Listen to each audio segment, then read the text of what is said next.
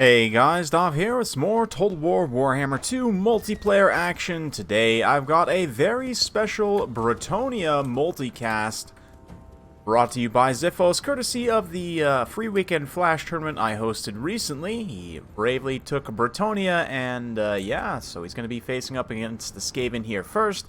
We've got the Fey Enchantress, a Paladin, some Grail Knights, a mix of Battle Pilgrims and Peasant Mobs, Peasant Fire Arrows here.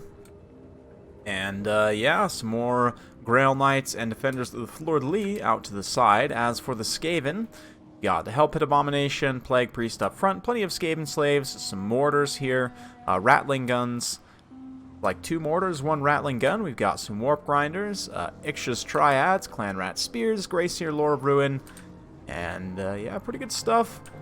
I don't see exactly, let's see, where's the Skaven Lord? Yeah, Gracier Lore of Ruin, that's right, duh. But the Fire Arrow is going to pull up into range and immediately start unloading on the Plague Priest. You would think this cart being made out of wood would be actually weak to fire damage, but it's actually not for whatever reason.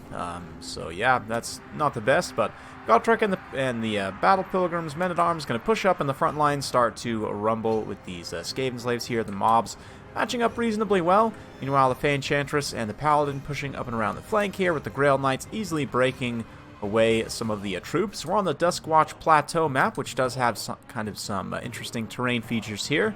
This cliff is going to mean that, you know, the Bretonnians can't get a direct support in, but it's also going to keep this Hell Pit kind of isolated away. Right now it's just fighting peasant mobs, which is a great cost-effective use of peasants. Tie down that big scary boy there. Meanwhile, the peasant bowmen have each taken like 1 volley from the mortars, which is just about enough to rout them off.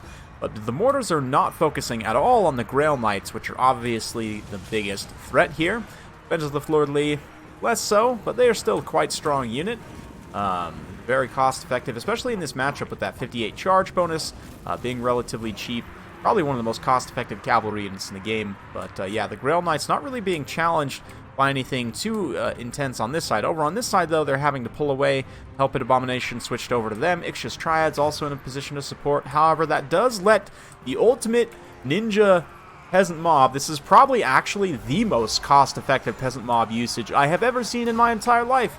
They're actually able to tie down these weapons teams, and they have not killed a single model so far. But hey, you know, just the fact that they're tying them down, I say tying them down, it looks like they're actually getting some fire here into these Grail Knights, who are in a little bit of a rough situation, getting outnumbered here pretty significantly. The Men-at-Arms and Battle Pilgrims will come try and support, but Plague Priest doing a great job draining out that pocket as well. Also got a lot of these Men-at-Arms and Battle Pilgrims kind of blobbed up right here. Summon Plague Monk, going to start to rack up kills very quickly against those light infantry there. But over on the far side, this very healthy group of Grail Knights and, yeah, 2 Grail Knights with the support of the Ixchia's Triads. Not enough, obviously. Defenders of the Fleur-de-Lis, rather, and a regular Grail Knight with the Paladin especially coming in, are actually able to beat this Hell Pit Abomination in an isolation engagement and shatter its leadership without it getting its healing proc, obviously putting a massive dent in the balance of power and taking down a significant anti-large tool of the Skaven's arsenal here. They do still have these Warp Grinders. They tried to snare Gotrek in place, but unfortunately they just caught peasants instead, and they actually used that, yeah, the Warp Quake there. I'm not sure about the Seismic Snare, if that's on cooldown or not, but these Grail Knights over on this side have been dealt with reasonably efficiently. We've got the Gunner Runners with Poison, kind of bogging them down continuously. They've been drained out by the Plague Priest. The Mortars have been getting some effective fire here. So good stuff. Meanwhile, over here, these Battle Pilgrims are able to hold up a whole bunch of Clan Rat and Skaven Slave Spears. Very, very cost-effective. Again, though, this horrifying, rather, maybe not horrifying, wonderful Cav Force. Absolutely awesome. I'm going to punch through and get in on these weapon teams. Since the, you know, all the kind of high-mass blocking units are away, the Warp Grinders don't have their, whatever, Seismic Snare to pin those guys in place, so they can immediately just pull through. Obviously, oh, there it goes, a Seismic Snare does actually catch those Grail Knights, but no tools to respond since the Hell Pit and Ixchia's Triads had already been dealt with there. Definitely a great job by Ziphos kind of drawing them out of position and catching them out in the open there. Still some army left for the Skaven. This Plague Priest will be a little bit tough to take down. Definitely needs to just ignore it until the very end, probably. Or I guess Gotrek could take it down pretty efficiently. And even maybe just bogging it down with a few of these Grail Knights. The thing about Gotrek is I say he can take it down efficiently. It can be a bit tricky, actually. The miscast damage certainly doesn't help there from whatever spell was just cast. But, yeah, Gotrek actually can just get continuously staggered by the cart's animations and pushed back, and he'll struggle to get consistent attacks.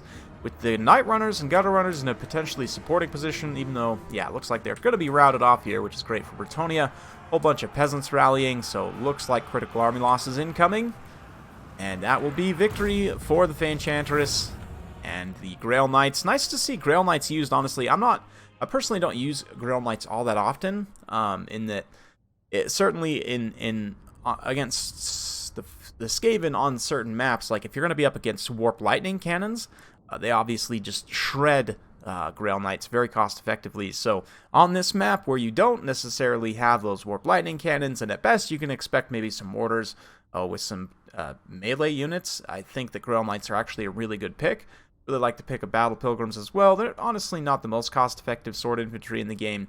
Honestly think state troops are a little bit more cost effective, but Battle Pilgrims certainly can get some work done against other lower tier infantry. They have a little bit higher DPS output, is the higher melee attack and frenzy, and the leadership is really the main thing you're paying for with them, right? And comparatively to the Skaven, you know, their high leadership does match up quite well. But I like that pick. Gotrek just to have the anti-large AP to take down, you know, whatever targets you need to.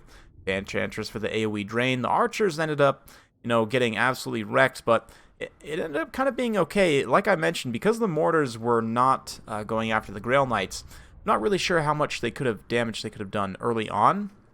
It's tough to say, but at the very least they could have chipped away at some HP, maybe a handful of unit models there before that engagement got underway.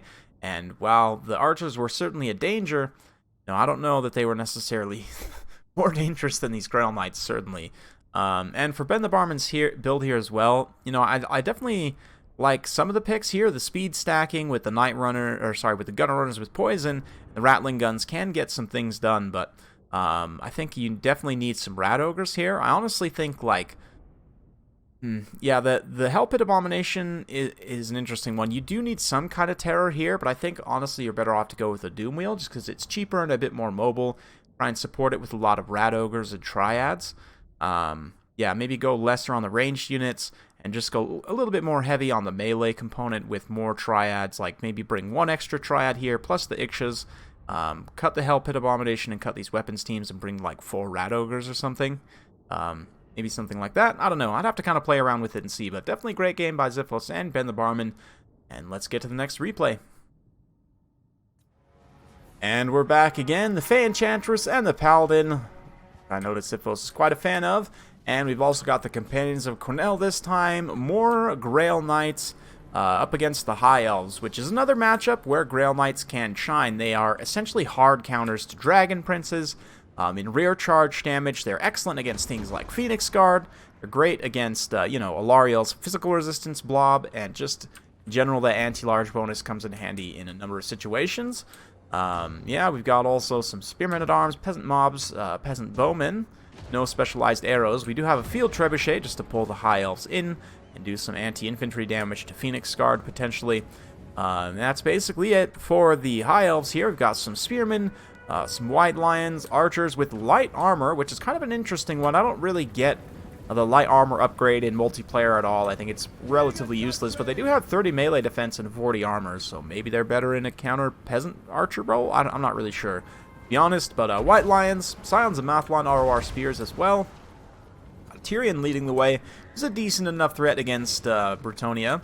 Not quite like a Star Dragon or anything, but the Frostheart Phoenix does magic damage as well, which obviously will be good against Grail Knights, but will actually be very bad against the Fey Enchantress because of her physical resistance, an anti-large AP Noble to help, and a Mage to help control air units and heal, which, of course, there are no air units for Bretonnia, which is a decently smart pick. These Illyrian Reavers going full YOLO in immediately baiting out the Companions of Cornell and the Grail Knights, but there's no real units to kind of counterpunch them here. They honestly probably could have just followed up killed those Illyrian Reavers and gone all in. But Xiphos playing pretty conservatively, doesn't want to get caught by that hero squad and trying to play to the strength of his artillery here. Pulls back his knights, just allows the unchivalrous peasants to get their work done. Meanwhile, over here, the Fae and the Paladin kind of force a blob on those spearmen, and the Grail Knights just absolutely annihilate them on a charge here.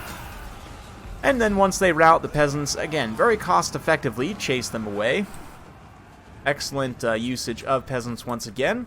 And the full surround is in effect. The Grail Knights will just do such immense charge damage. And the fact that Elves, by and large, as I mentioned many times, have low HP, these charges are just going to do insane amounts of shock damage to the point where you can pretty much remove their martial prowess on one charge, or I was going to say or less, but that's actually not quite possible.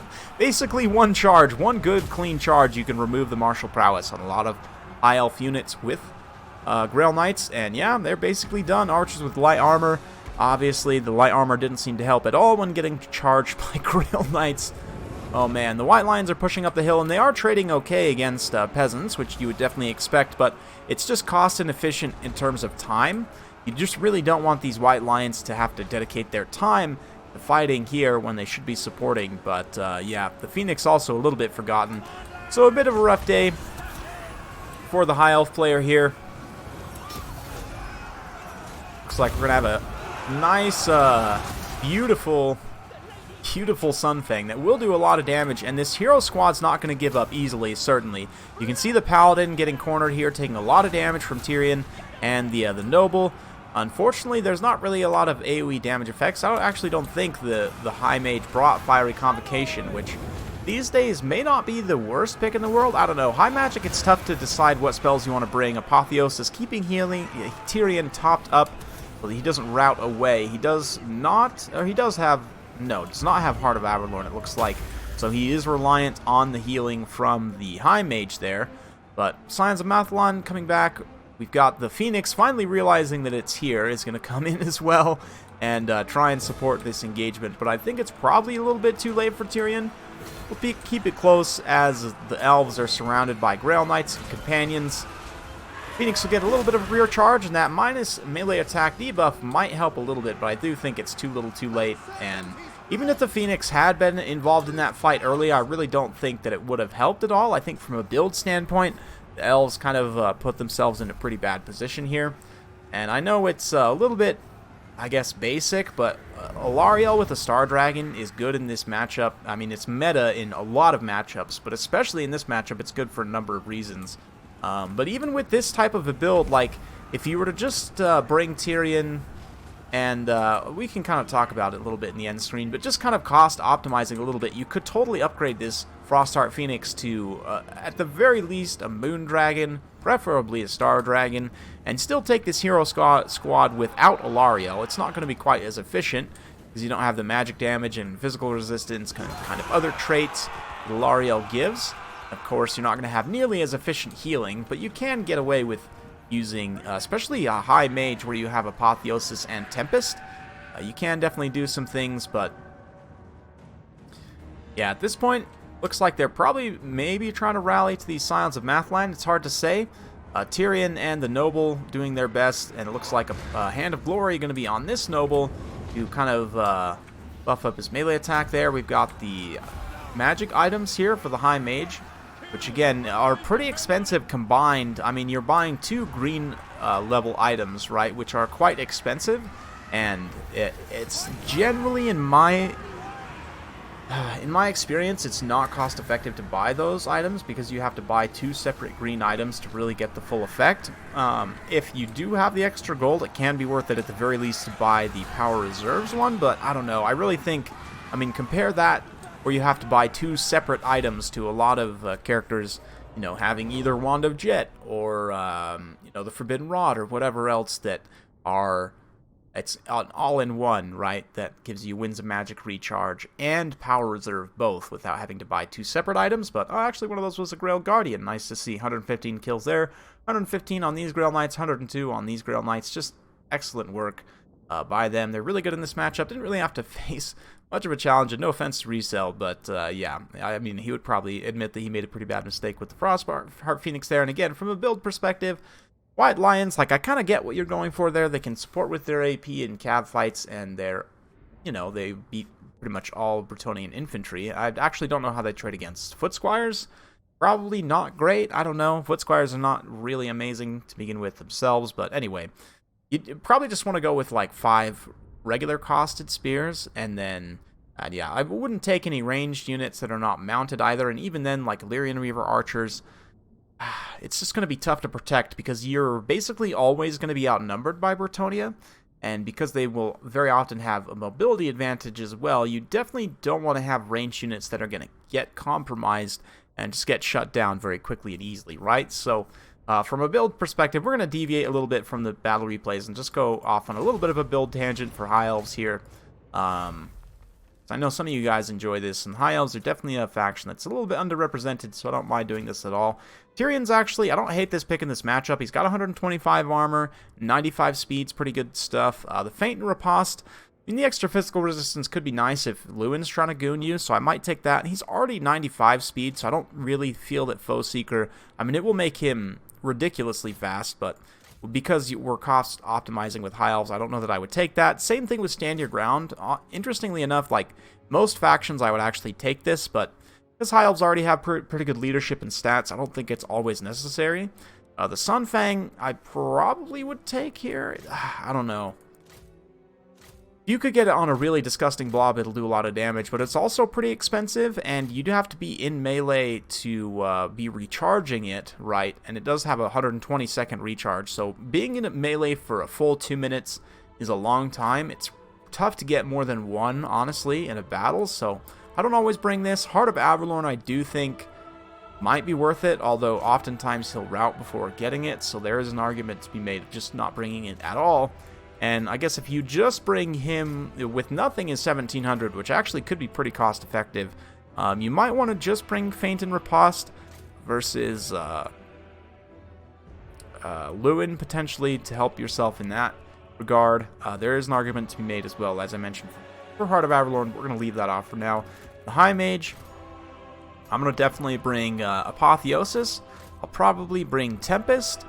And I'm tempted with Hand of Glory, but I really honestly think I might stick with Fiery Convocation, which you don't even necessarily have to use this, but it's just insurance. If you do get a really nice blob of peasants where you can get a ton of kills with this and clear out a lot of chaff, even out those numbers a little bit, definitely would do so.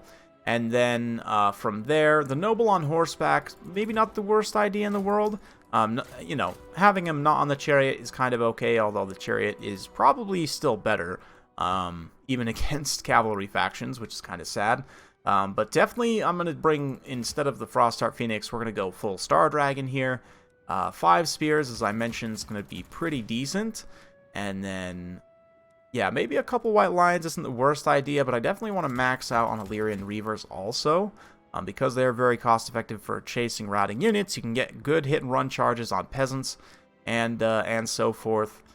And, yeah, we can kind of do some different things with the remaining funds. There's not a lot of remaining funds left, but you could definitely come in here and say maybe grab 1 White Lion, and we're at, what, 650, so we could grab like 1 Lothern Seaguard or something, or maybe you save that extra money and take 2, I guess not quite 2 Lothern Seaguard with shields, do 1 shield with shields, 1 without, so you have some kind of ranged component there.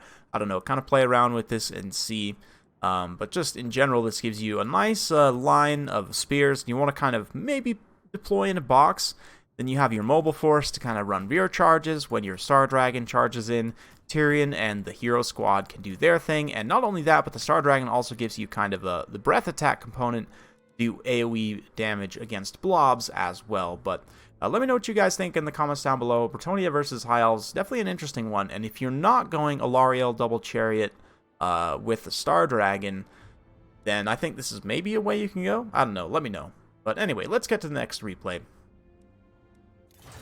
And for the phase final fight, we've got a Bretonnian mirror, because what else? The forces of King Lewin up against the forces of the Fae here. The Fae's army is consisting of 3 Grail Knights plus the Companions of Quenelle. Lots of Battle Pilgrims. We've got, what, 3 Battle Pilgrims? The Men-at-Arms, No shields, spearmen at arms as well, and some mobs. As for the forces of Lewin, he's gone with a more infantry-centric composition of foot squires and battle pilgrims, with just one mob and some spears out to the flank there. He's got a Damselor of Beasts, questing knights, and King Lewin Leoncoeur. So yeah, Fae versus the King. Let's see who wins. The Fae Enchantress definitely brought superior cavalry here. And I guess this is kind of a Grail Knight multicast, which is just great, to be honest. I love Grail Knights aesthetically, the lore of them as well.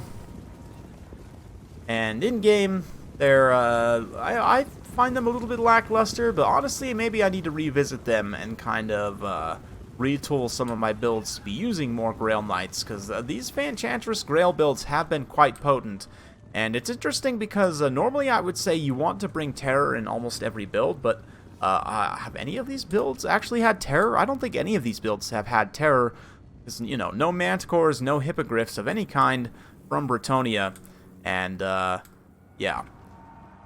Honestly, if they wanted to give Bretonnia something really good, like an ROR, a relatively cost-effective ROR that causes terror, would be one of the best things that they could do. And I'm not really sure what. Maybe like an ROR of the regular Pegasus Knights that would cost like, I don't know, 1,300 or something and cause terror. So you could airstrike somebody with the unit that you know, would do a ton of shock damage and terrify. But anyway, I'm missing the point here. Fae Enchantress forcing a nice blob. The Companions of Quenelle are getting absolutely surrounded here. But the Grail Knights get a charge into the Questing Knights here. You can see a very atrocious trade on both sides, but the Fae Enchantress's Mortis effect will make a difference here. Looks like a Summon Manticore and also King Lewin charging in as well. Is the Manticore going to try and finish off the Fae Enchantress? It looks like King Lewin is pathing through. He does get on the Fae Enchantress, and here comes the Manticore as well. Doesn't look like they made the greatest contact, but the Lady Fae Enchantress responds by calling down her Comet of Cassandora. The Chalice of Potions here are going to make excellent contact. I say excellent contact. It was actually a little bit in the open spacing here, but does quite a bit of HP damage, and it looks like the Fae Enchantress's cavalry is winning out kind of this very pitched battle out on the flank. Meanwhile, in the center, as you would expect, the Foot Squires are doing pretty well. Still, though, honestly not beating the Men-at-Arms as quickly as you would expect, and also getting a little bit blobbed up here over on the far side with these spears, who, I mean, these spears definitely needed to be supporting this giant cavalry battle. The other spears here did their best, but unfortunately it looks like Lewin, and even the Manticore gets routed away here. I mean, Lewin didn't rout, but he definitely just tactically retreated. Regardless, though, the Grail Knights pushing through very aggressively here, basically having free reign over all of this backline to start just running rear charges, cleaning up the rest of this fight. We'll see a beautifully placed Awakening in the Wood there to stop up those, Foot Squires. And the Foot Squires do have okay armor-piercing damage, but, I mean, obviously they lack the melee attack. They really make consistent hits, even against Grail Knights, who only have, I guess 30 melee defense is low enough that the Foot Squires could actually get hits against them. Not super consistently, but they can. But, yeah, I mean, obviously the mobility makes a huge difference. The Companions and the Grail Knights going to pull away here. King Lewin out on the open ground, trying to do his best to rally his own Questing Knights here. But the Grail Knights are proving superior. Not to mention the Companions, of course, as well. They're literally just better. Questing Knights. Beautiful rear charge lands home, and suddenly Lewin finds himself isolated by the Fae Enchantress's retinue. And he is very quickly probably going to confederate forcefully, which is probably what this battle is about, I would imagine. Looks like the Damselor of Peace not quite ready to give in. Just going to call in a Manticore Summon, which will actually equalize the balance of power pretty significantly. And, yeah, the forces of Lewin, might be able to kind of stabilize this region with the support of that Manticore, start to terrify away some of these various forces here and kind of rally their infantry together. But I just don't see, I mean, Lewin does need to get away from these Grail Knights and these Companions of Quenelle and what have you, to have any chance of taking this one home. And right now, he is having a hard time disengaging himself, just can't get away. Even with the Sword of Corone active, he won't just want to stand and fight. And the Fae Enchantress obviously can continue to heal her knights. And Lewin's actually getting consistently staggered as well. A desperate dive by the Manticore tries to come in, and bail out the king, but it's not going to be enough. And with Lewin going down, he loses his regeneration, and that's going to be a decisive hit. I also saw that Chalice of Potions pretty decently placed there in the corner. I do think they were able to mostly avoid that, but still just forcing them to move. And the final hammering charge, this has got to be it, into these peasants and men-at-arms here. The peasants are men-at-arms, the foot squires, I should say. I guess not quite. They do need to be drained out by the Enchantress a little bit, and probably wait until this Manticore summon actually wears off, but Lewin did come back from route, and he's going to try and save the damsel in distress here, but I mean, this is a unit of Grail Knights, to be honest. He could charge down and get a few of the unit models, but it's not going to be the greatest situation for him, and yep, he decides, you know what, let's just actually do the Confederation thing.